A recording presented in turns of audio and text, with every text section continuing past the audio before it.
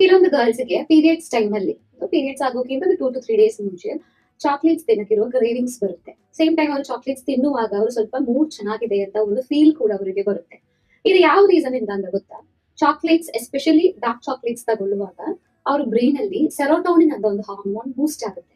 Serotonin ಅಂದಿರೋದು ಒಂದು happy hormone ಅಂತ ನಿಮಗೆ ಗೊತ್ತಲ್ಲ. ಸೊ ಸೆರೋಟೋನಿನ್ ಜಾಸ್ತಿ ಆಗುವಾಗ ಆ ಟೈಮ್ ಅಲ್ಲಿ ಅವ್ರಿಗೆ ಬರುವ ಮೂಡ್ ಸ್ವಿಂಗ್ಸ್ ಅದೆಲ್ಲ ನಾರ್ಮಲ್ ಆಗಕ್ಕೂ ಸ್ವಲ್ಪ ಬ್ಯಾಲೆನ್ಸ್ ಆಗಿ ಇರೋಕ್ಕೂ ಅವ್ರಿಗೆ ಹೆಲ್ಪ್ ಆಗುತ್ತೆ. ಅದಕ್ಕೆ ಅವ್ರು ಚಾಕ್ಲೇಟ್ ಕ್ರೇವಿಂಗ್ಸ್ ಚಾಕ್ಲೇಟ್ ತಿನ್ಬೇಕು ಅಂತೆಲ್ಲ ಹೇಳೋದು.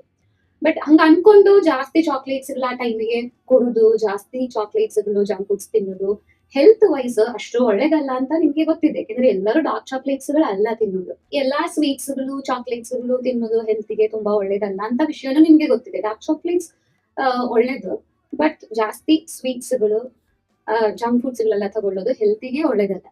ಸೊ ಚಾಕ್ಲೇಟ್ಸ್ ಜಾಸ್ತಿ ತಿನ್ನೋದು ಬೇಡ. ಸೇಮ್ ಟೈಮ್ ಅವರಿಗೆ ಇದೇ ತರ ಸೆರೋಟೋನಿನ್ ಬೂಸ್ಟ್ ಆಗ್ಬೇಕು ಅಂತಿದ್ರೆ ಅದಕ್ಕೆ ಇರುವ ಒಂದು ಬೆಸ್ಟ್ ರೀಪ್ಲೇಸ್ಮೆಂಟ್ ಇದೆ, ಕಿವಿ ಅಂತಿರುವ ಫ್ರೂಟ್. ಕಿವಿ ಅಂತ ಹಣ್ಣು ಬಗ್ಗೆ ನಿಮ್ಗೆ ಗೊತ್ತಿರುತ್ತಲ್ಲ. ಸೊ ಈ ಕಿವಿ ಹಣ್ಣಲ್ಲಿ ಕೂಡ ಇದೇ ಡಾರ್ಕ್ ಚಾಕ್ಲೇಟ್ ಎಷ್ಟು ಹೆಲ್ಪ್ ಮಾಡುತ್ತೋ ಸೆರೋಟೋನಿನ್ ಬೂಸ್ಟ್ ಮಾಡಕ್ಕೆ ಸೇಮ್ ಅಷ್ಟೇ ಹೆಲ್ಪ್ ಆಗುತ್ತೆ. ಸೊ ನೆಕ್ಸ್ಟ್ ಟೈಮ್ ಅವರಿಗೆ ಚಾಕ್ಲೇಟ್ ಕ್ರೇವಿಂಗ್ಸ್ ಬರುವಾಗ ಚಾಕ್ಲೇಟ್ ಬದಲಿಗೆ ಕಿವಿ ಫ್ರೂಟ್ ನ ಕೊಡಕ್ಕೆ ಟ್ರೈ ಮಾಡಿ.